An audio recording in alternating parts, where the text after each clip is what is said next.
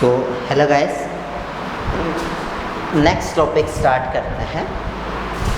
विस्तृत प्रकाश स्रोत की आवश्यकता। ठीक है, तो देखो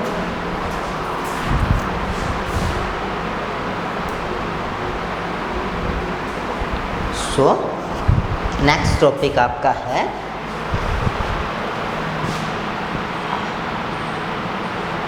विस्तृत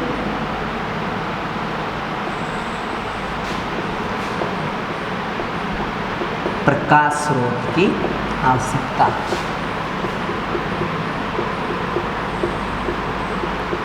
तो गाइस इसको स्टार्ट करते हैं, इसको देखते हैं। देखिए, ये बंदा ये बोलना चाहता है कि कोई भी आप बिंदु वाला प्रकाश स्रोत लेते हो, ठीक है, जैसे आपने कोई एक सिंगल पॉइंट वाला प्रकाश स्रोत ले लिया एस, तो उस प्रकाश स्रोत से मान लो दो किरणें हैं, वो चलती है। एक किरण मान लो ये चलती है, अब ये किरण है, ये इस अभिलंब से टकरा के मान लो कुछ हिस्सा है वो तो वापस उतना ही एंगल बनाते हुए परावर्तित हो गया, और कुछ हिस्सा है, जानी तो सीधी चाहिए बट अभिलंब की तरफ विचलित, कुछ हिस्सा है वो अपवर्तित हो गया। अपवर्तित पर वापस ये किरण टकराई तो वापस ये परावर्तित हो गई उतना ही एंगल बनाते हुए, और ये परावर्तित किरण जब वापस इस सरफेस पे टकराई तो ये विरल माध्यम में जाएगी तो वापस अभिलंब से दूर हटेगी। तो ये पहले किरण के कारण हुआ। अच्छा, ऐसे ही मान लो ये प्रकाश स्रोत है, इससे एक किरण और चले, ठीक है, ये फर्स्ट मान लो, ये फर्स्ट के कारण, एक रिफ्लेक्शन के कारण है और एक ट्रांसमिशन के कारण है। ये दोनों ट्रांसमिशन होके फिर रिफ्लेक्शन के कारण है। अब जो दूसरी वाली रे है, ये वाली जो रे है, ये रे एक तो सीधी यहाँ से उतना ही एंगल बनाते हुए वापस गुजर जाएगी, और एक रे है वो यहाँ से ऐसे विचलित हो गई, फिर इतना ही एंगल बनाते हुए यहाँ आई, और फिर यहाँ से थोड़ा सा ज़्यादा एंगल बनाते हुए ये। तो ये जो सेकंड किरण है इसके कारण एक तो रिफ्लेक्टेड पार्ट है और एक ट्रांसमिटेड पार्ट है। अब देखिए, अगर आप अपनी आँख है उसको यहाँ रखते हो तो आपको ये जो पहली किरण है इसकी जो दोनों किरणें हैं उनके कारण व्यतिकरण प्रतिरूप दिखता है। दूसरी किरण है वो कोई यूज़ में नहीं आती। यहाँ आप आई को लिखते ही नहीं, देख ही नहीं, रख ही नहीं सकते, क्योंकि पहली किरण और दूसरी किरणों के परावर्तन और अपवर्तन के पश्चात जो किरणें प्राप्त होती है उनके मध्य दूरी बहुत ज़्यादा देखी गई है प्रैक्टिकल। तीसरा, या आप अपनी आँख को यहाँ ले सकते हो।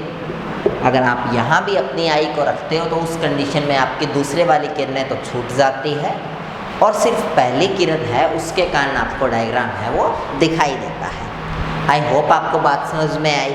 ठीक है, अब देखिए, अगर आप पहली किरण से डायग्राम देखते हो तो दूसरे वाली छूट जाती है, और दूसरी से देखते हो तो पहली वाली छूट जाती है। इसीलिए कोई भी संकीर्ण प्रकाश स्रोत है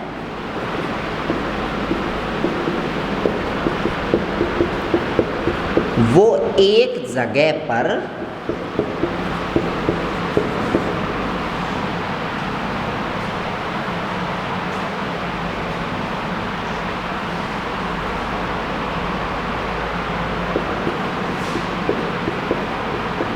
विस्तृत व्यतिकरण प्रतिरूप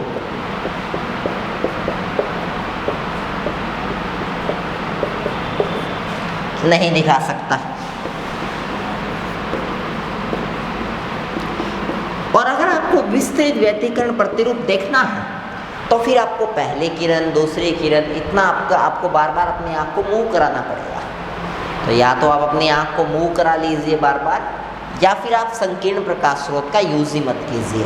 ठीक है, और अगर आप यूज़ करोगे तो फिर आपको एक जगह छोटी सी व्यतिकरण की एक लाइन दिखेगी, डार्क, ब्राइट या श्वेत प्रकाश लेते हो तो किसी रंग की, पूरे आपको 7 कलर या पूरा आपको व्यतिकरण, पूरा प्रतिरूप, एक पैटर्न आपको कभी भी नहीं दिख सकता। किससे? संकीर्ण प्रकाश स्रोत से, बिंदु प्रकाश स्रोत से। आई होप ये आपको समझ में आया होगा। जनरली वैसे आदर्श कोई बिंदु प्रकाश स्रोत होता भी नहीं नेचर में, सारे प्रकाश स्रोत होते हैं उनका कुछ न कुछ विस्तार होता है। अपना लट्टू है, बल्ब है, वो भी इतना बड़ा होता है तो उसका भी कुछ न कुछ एक्सटेंशन होता है। बिंदु प्रकाश स्रोत सिर्फ एक कल्पना है, ठीक है। तो रियलिटी में विस्तृत प्रकाश स्रोत ही होते हैं। और अगर आपको व्यतिकरण प्रतिरूप एक जगह सारा देखना है तो इसके लिए आपको विस्तृत प्रकाश स्रोत ही लेना पड़ेगा, ठीक है। अच्छा, अगर आप विस्तृत प्रकाश स्रोत लेते हो तो उससे फिर क्या सीन बनता है? देखिए, ये विजिबल है ना, ठीक है, ये विजिबल है। अगर आप विस्तृत प्रकाश स्रोत लेते हो तो फिर कुछ ऐसा सीन बनता है। मान लीजिए आपने ये एक विस्तृत प्रकाश स्रोत ले लिया और ये छोटे छोटे अनंत पर छोटे छोटे प्रकाश स्रोतों से मिलके बना हुआ है। मैं इसमें से कोई 2 प्रकाश स्रोत S1 और S2 उठाता हूँ। ये यहाँ रख दी मैंने एक कांच की पट्टी का, इससे किरणें चलेगी, उनका कुछ हिस्सा परावर्तित, ये तो एंगल ज़्यादा हो गया, उनका कुछ हिस्सा परावर्तित, कुछ हिस्सा अभिलंब बनाऊँ क्या, सीधा जाना चाहिए लेकिन कुछ हिस्सा ऐसे परावर्तित, दूसरी जो किरण है इसका यहीं पर कुछ हिस्सा अपवर्तित और कुछ हिस्सा परावर्तन के पास बस। तो अगर आप अपनी आई को यहाँ रखते हो तो आप 3 या 4 किरणों के कारण प्रतिबिंब है उसको देख सकते हो। और इसी कारण आपको एक ही जगह बहुत बड़ा और बहुत विस्तारित वो मिलता है व्यतिकरण प्रतिरूप। आपको एक पट्टिका है, उसमें 7 रंग दिखते हैं, इंद्रधनुष वगैरह दिखता है, वो विस्तृत प्रकाश स्रोत के कारण दिखता है। अगर एक संकीर्ण प्रकाश स्रोत हो तो उसमें आपको हर अलग अलग कलर देखने के लिए आपको अपनी आई को अलग अलग जगह मूव कराना पड़ेगा। और अगर आप अपनी आई से एक जगह ही डायग्राम देखना चाहते हो तो इसके लिए आपको विस्तृत प्रकाश स्रोत है वो लेना पड़ेगा, एक्सटेंसिव प्रकाश स्रोत है वो लेना पड़ेगा। तो आई होप आपको समझ में आया होगा कि विस्तृत प्रकाश स्रोत लेने पर व्यतिकरण प्रतिरूप का दृश्य क्षेत्र बहुत अधिक होता है। लेकिन अगर नॉर्मल प्रकाश स्रोत लेते हो तो उसमें आपको एक ही लाइन दिखती है, चाहे वो लाल कलर, नीले कलर, वो डिपेंड करता है कि आप अपनी आई को कहाँ पर रख रहे हो, ठीक है। तो इसीलिए हम बोलते हैं ये है विस्तृत प्रकाश स्रोत की आवश्यकता। कर लोगे?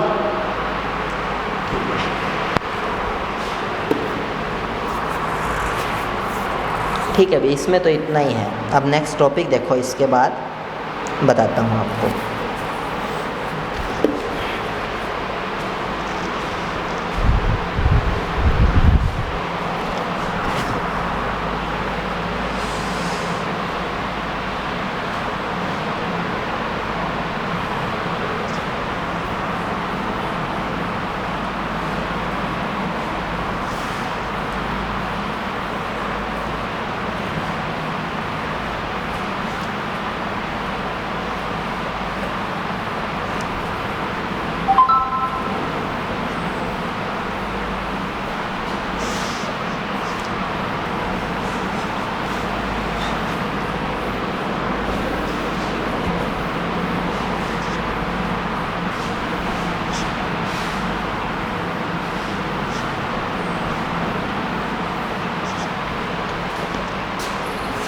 चलेगा, इस आगे देखते हैं।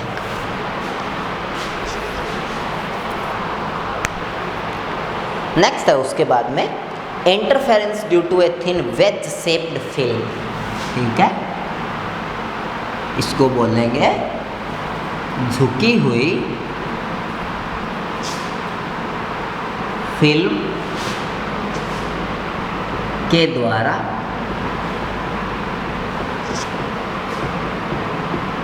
व्यतिकरण प्रतिरूप। सो ये हेडिंग है, हेडिंग विजिबल नहीं है क्या? नीचे लिखता हूँ थोड़ा।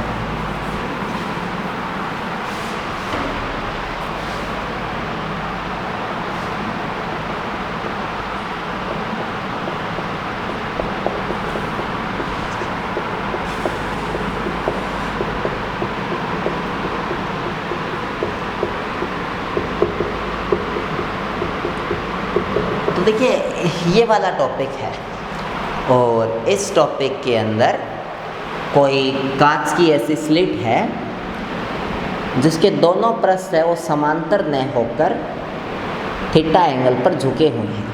ठीक है, जैसे हम ऐसी स्लिट बनाते थे हमेशा, ये पृष्ठ और ये पृष्ठ बिल्कुल समांतर है और दोनों के बीच में जो एंगल है वो 180 डिग्री है, बट अब की बार वो एंगल 180 डिग्री नहीं है, वो एंगल ये 0 डिग्री एंगल होता है इन दोनों के बीच में। अब वो एंगल 0 नहीं है, वो एंगल कुछ है। ठीक है, और इसको हम बोलते हैं वेज शेप्ड फिल्म, या इसको हम लोग बोलते हैं आपका मतलब फानाकार भी बोलते हैं इसको, झुकी हुई फिल्म या फानाकार, आपकी बुक में यही हेडिंग है, तो ऐसा कुछ बोलते हैं। अब मान लो इसके ऊपर कोई प्रकाश स्रोत Fs है, उससे इस पर कोई किरण आई ऐसे। ठीक है, देखिए इसके ऊपर अगर कोई किरण आएगी, सबसे पहले तो आप इस पे अभिलंब खींचिए। ये आपने इसके ऊपर अभिलंब खींच लिया। अब देखिए ये जो अभिलंब है, अभिलंब के साथ ये कितना एंगल बनाते हुए आ रही है ये किरण, आई एंगल बनाते हुए। तो किरण का एक हिस्सा है वो तो आई एंगल बनाते हुए ही वापस क्या हो जाएगा, परावर्तित हो जाएगा, लेकिन किरण का कुछ हिस्सा है वो अपवर्तित होगा। अब आगे वाला मीडियम कांच है तो ये किरण ऐसे जानी तो सीधी चाहिए, बट ये सीधी जाएगी नहीं, ये अभिलंब की ओर झुकेगी, और इधर अभिलंब है तो ये इधर झुकेगी, कुछ ऐसे मान लो। ठीक है, कुछ ऐसे ये झुकेगी। देखिए झुकने के बाद मान लो कि ये किरण है, ये यहाँ पर स्ट्राइक करती है,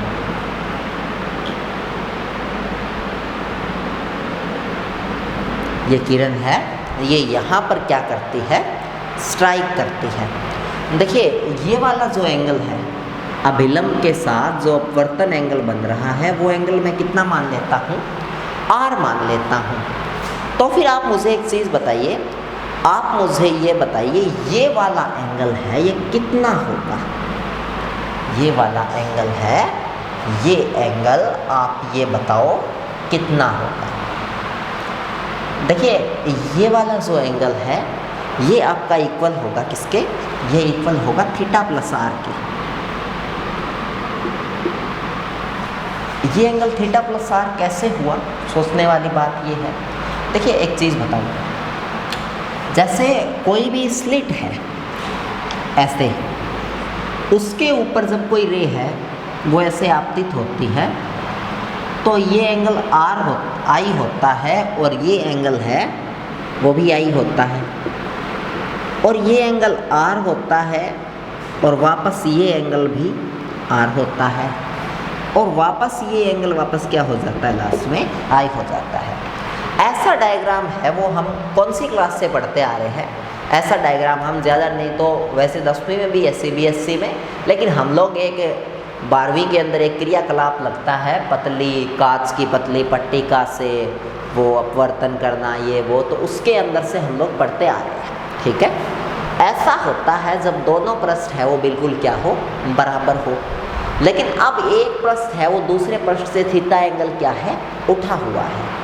तो ये जो किरण आपतित होगी ये आर एंगल पर होती जब ये पृष्ठ और ये पृष्ठ बिल्कुल क्या होते, सेम होते, लेकिन ये पृष्ठ इसकी तुलना में थीटा एंगल से उठा हुआ है, तो किरण भी है वो आर एंगल से थीटा एंगल उठे हुए पर इस पर आपतित होगी। और अगर थीटा आर एंगल है उसमें थीटा एंगल और उठा दिया जाए तो टोटल एंगल कितना उठ जाता है, थीटा प्लस में।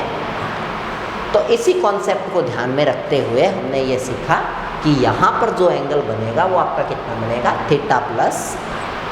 इसको आप अलग अलग मैथमेटिकली एनालिसिस से आप इसको प्रूफ भी कर सकते हो। ठीक है, आप इसको प्रूफ भी कर सकते हो कि ये एंगल है, ये एंगल कैसे आया थीटा प्लस आर। ठीक है, आप इसको कैसे प्रूव कर सकते हो कि ये, एक बार मैं आपको बताता हूँ। देखिए ये एंगल कितना है,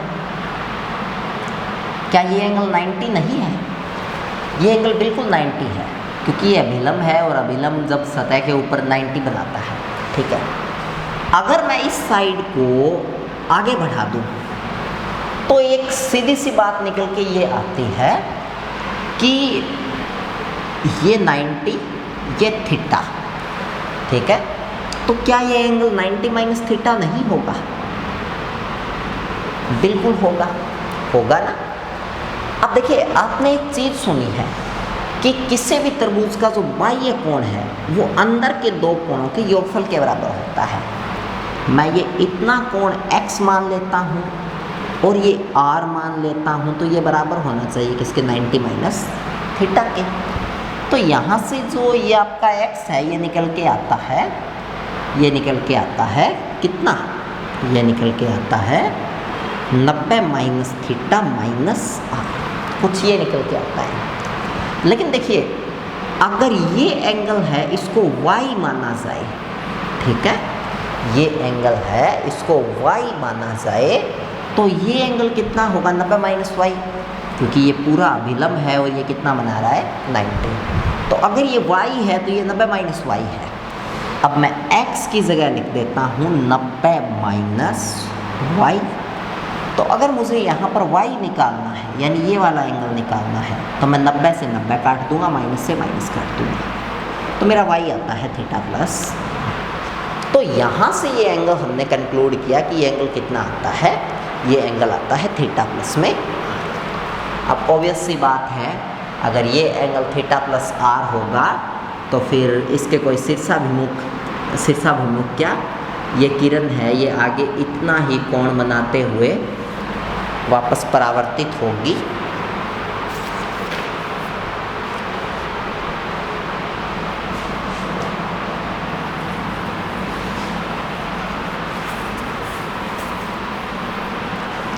ये किरण है ये इतना ही एंगल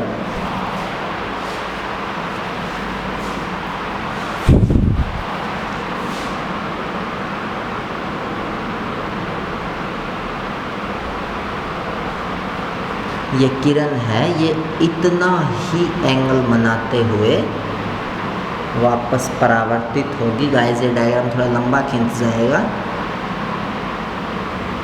अगर मैं इसको प्योरली बनाता हूँ तो ये एंगल भी होगा थीटा प्लस में, क्योंकि कोई भी रे है वो उतना ही एंगल बनाते हुए परावर्तित हो जाती है जितना एंगल बनाते हुए वो आई थी, ठीक है। और उसके बाद ये किरण जब वापस यहाँ टकराती है तो अब देखिए यहाँ पर वापस आप अभिलंब खींचिए, ये काफ़ी ऊपर चला गया, एक बार मैं देख लूँ। चला तो ऊपर गया गाइस। आप एक काम करो, इसको थोड़ा छोटा कर लो भाई। आप ऐसे अपने मन में ही मान लो कि ये एंगल है, ये इतना एंगल ये बनाते हुए यहीं से अब परावर्तित हो गई थीटा प्लस r, और फिर ये यहाँ टकराएगी। अब यहाँ पर है अभिलंब और ये किरण जानी तो ऐसे चाहिए, लेकिन ये किरण अभिलंब से दूर हट जाएगी और ये जाएगी कुछ इस दिशा में। तो कुछ ऐसा डायग्राम है वो बनेगा। आई बात समझ में? क्लियर है ना? ठीक है। अब देखिए, यहाँ से जो ये किरण आ रही है मैं इसको आगे बढ़ा देता हूँ।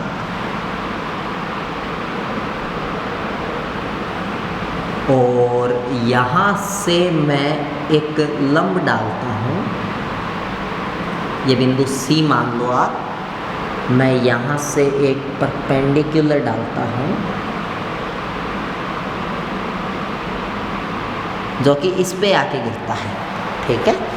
और ये जो इतनी होगी ये ऑब्वियसली पट्टिका की मोटाई होगी, और ये होगा कितना? ये होगा T।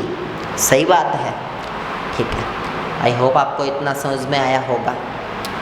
तो इतना तो आपको गायब समझ में आया, ठीक है। इसके अलावा मैं पॉइंट्स के नाम दे देता हूँ। ये वाला पॉइंट्स बुक वाले ने O दे रखा है, ये वाला सोर्स है इसको S दे रखा है, और ये नॉर्मल है इसको N दे रखा है, और नॉर्मल से टकरा के जो किरण जा रही है वापस उसको दे रखा है R1, और ये जो किरण वापस 2 बार परावर्तित होके जा रही है इसको दे रखा है R2, ठीक है।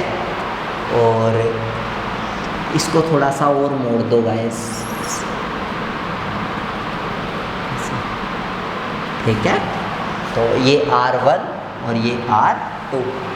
इसके अलावा और क्या है, ये वाला अभिलंब है, इसको नाम दे रखा है M डैश, ठीक है। इस सरफेस पे जो नॉर्मल है इसको नाम दे रखा है MM डैश, ठीक है। इस पॉइंट को नाम दिया है E और इस पॉइंट को नाम दिया है F। क्लियर है। और इसके अलावा और कोई पॉइंट रह गया, इस पॉइंट को नाम दे रखा है B और इस पॉइंट को नाम दे रखा है और चलिए और पॉइंट्स हैं उनको नाम तो दे रखे हैं, बट मैं बाद में समझाता हूँ कि उनको क्या क्या नाम दे रखे हैं। ये M डैश है, ठीक है, कुछ ऐसा। एक चीज़ और बताऊँ चलिए आपको, देखिए अगर ये एंगल थीटा प्लस R है तो इतना आपको क्लियर होना चाहिए कि ये वाला एंगल भी कितना होना चाहिए, थीटा प्लस में R, शीर्षाभिमुख कोण के हिसाब से।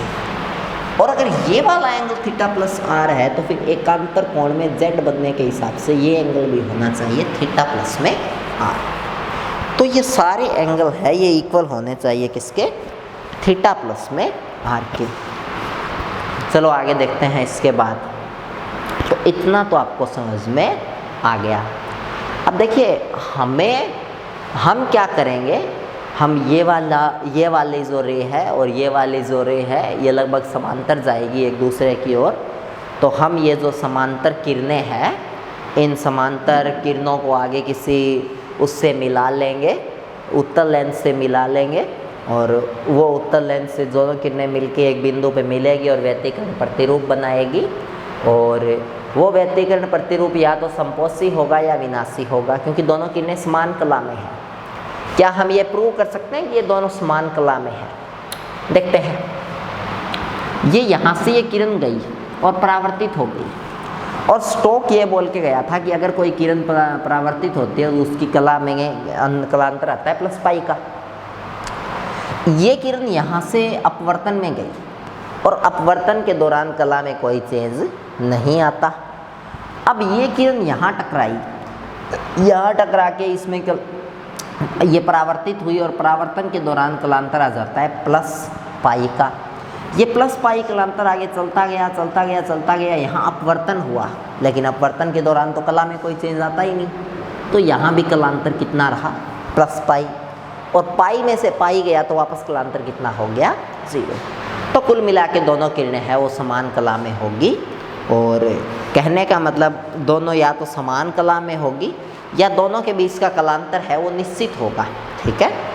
पाई माइनस पाई 0 भी क्या है, निश्चित है। तो दोनों के मध्य व्यतिकरण है वो या तो संपोषी होगा या विनाशी होगा। वैसे आपने एक चीज़ सुनी होगी कि संपोषी व्यतिकरण तो समान कला में होती है, तो संपोषी होता है, विनाशी कैसे होगा? देखिए वो तब होता है जब डेल्टा बराबर n लैम्डा हो। यहाँ डेल्टा n लैम्डा नहीं है, यहाँ इस किरण में और इस किरण के और इस किरण के पथांतर में एक अंतर होगा, और वो अंतर मैं आपको निकलवाऊंगा कि वो अंतर कितना होगा।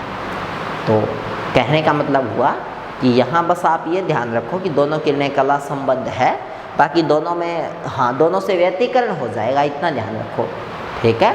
ऐसा नहीं होगा कि सिर्फ आध्यारोपण हो जाए व्यतिकरण ना हो। बस ये मत सोचना कहीं कि यहाँ पर व्यतिकरण संपोषी ही होगा, विनाशी नहीं होगा। विनाशी व्यतिकरण भी बिल्कुल होगा गाइस, ठीक है। तो आई होप आप इतना समझे।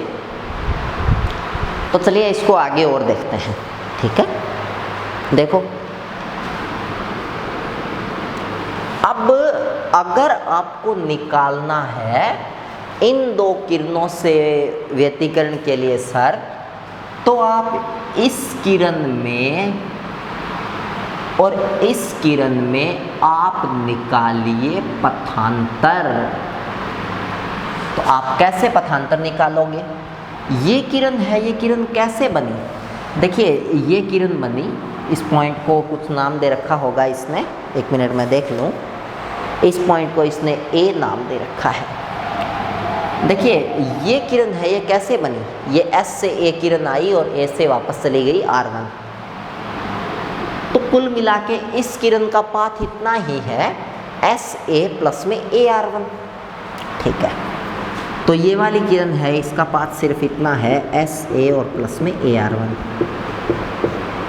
और दोनों पाथ है वो एयर में ट्रेवल हुआ है, तो हमें किसी से गुणा करने की ज़रूरत नहीं है। लेकिन ये दूसरी किरण है, ये कैसे बनी? ये बनी SA प्लस AB, जो कि किस में ट्रेवल हुआ है? AB कांच में, तो म्यू। उसके बाद AB के बाद BC वापस म्यू में ट्रेवल हुआ है, और BC के बाद में अब वापस एयर आ गई तो CR2। तो ये इतना इस दूसरी किरण का पाथ है, और दोनों के बीच में पथांतर निकालना है, तो इसको माइनस कर दो। तो SA प्लस में म्यू AB प्लस BC, ठीक है, और प्लस में CR2 minus SA minus AR1। ये तो चलो यहीं ख़त्म है। तो ये कुछ ऐसे आया, म्यू AB प्लस BC और माइनस AR1। चलो ठीक है, इतना भी आ गया। अब आप एक चीज़ देखो यहाँ पर कि आप ये जो किरण है, इस पे यहाँ से परपेंडिकुलर डालो 90 डिग्री, और परपेंडिकुलर डालने के बाद में इस पॉइंट को कुछ नाम दे दो। इसने दिया हुआ है D, और इस पॉइंट को D नाम दोगे तो उसके बाद की जो रेखा है DR1 वो पक्का पक्का बराबर होगी इसके CR2 के। तो जो CR2 है, यहाँ कहीं है क्या CR2? मैं लिखना भूल गया अभी।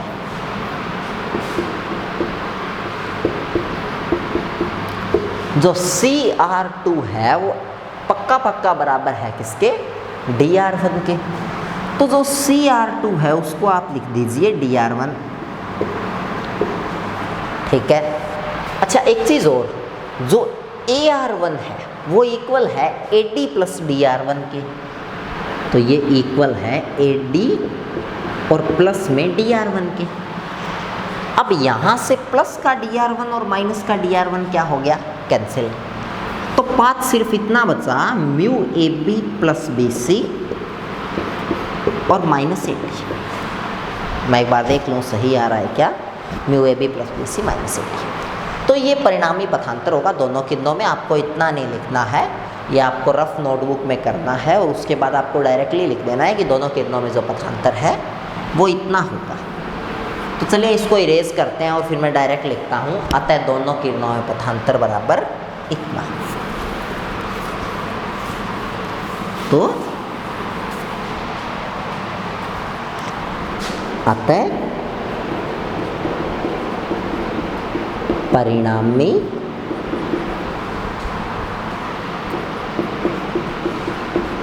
दोनों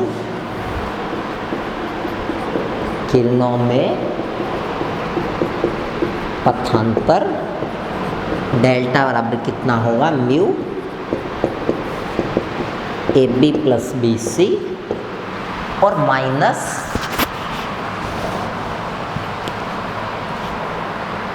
AB प्लस BC और माइनस क्या था? AD।